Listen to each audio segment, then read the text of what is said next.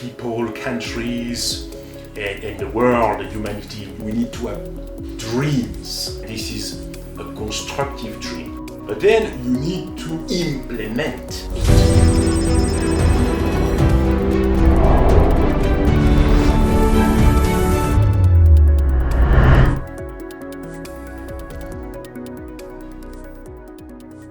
My name is David Gosset. I was born in Paris in 1970, but it's a very interesting story that I have with China, because as a kid I was attracted by China because of table tennis. My first contact with the Chinese culture was through Tang Dynasty poetry, and I told myself I want to know more about this great civilization.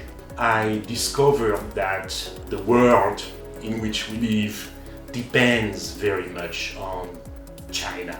And at the same time, I realized that my friends in Europe, they are not aware or informed enough on the Chinese dynamics. Therefore, I have established the China-Europe Forum in 2002. And more recently, I am very proud of a new platform, which is the China-Europe-America Global Initiative, because I really believe if China, Europe, and North America, especially the US, are able to work together, there is progress for all of us, and more importantly, for mankind.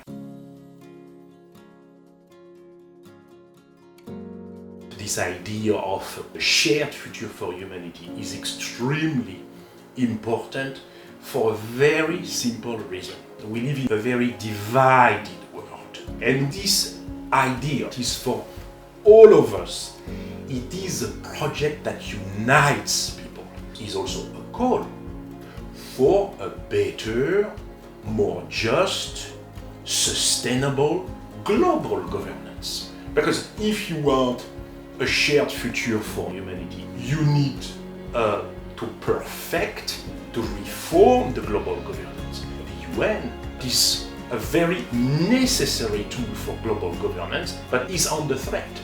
And the good news we are having from China is that there is a very new initiative. This is a very important initiatives, not only for the Chinese people, not only for people coming from Europe, but for global citizens. And hopefully, it will help safeguarding the UN system.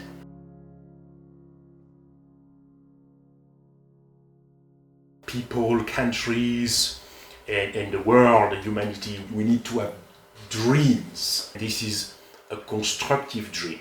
But then you need to implement it. So you implement with some projects. And what China is doing in its relation with Latin America in terms of trade and infrastructure, it is an instrument to implement the dream. But the same thing when you see the relations between China and ASEAN, China and the Middle East, China and Africa. So many projects are going on in the framework of this vision.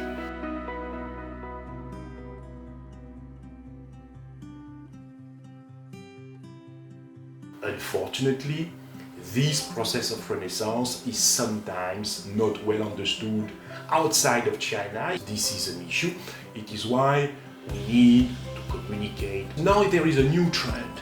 I can see young people coming from different countries. They come to China, they shoot with their phone, and they post on the web. When you look at the number of viewers, it's very high number of viewers. You have different kinds of comments, but most of the time the people are very impressed by what they see.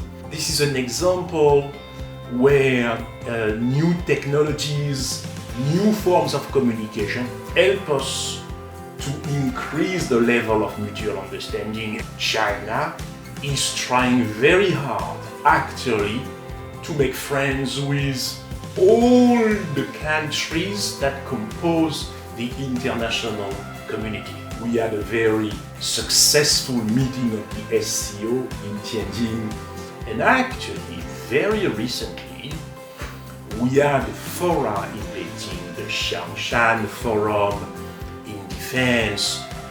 Yesterday, I participated into the Beijing Cultural Forum, a very successful forum. You had people in the room, speakers from all over the world. So this is a very important signal, I think, to have China doing that, because probably China is the only country able to do that.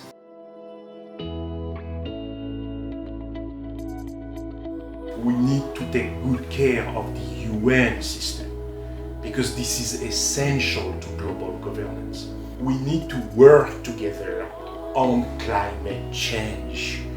Of course, we need economic development, but we need this development to be harmonious, not to destroy nature, the balance between nature and economic development. The European Union and China, at this moment, actually they converge. They have fundamental agreement. So we need more and more cooperation. This year, we are celebrating the 10th anniversary of the Paris Agreement. And this is the moment when we have to stand up, and technology is so important. Look, we are going through a revolutionary moment with the emergence of AI. But who knows where AI is going to lead us? I think it is very important that the governments, they regulate things.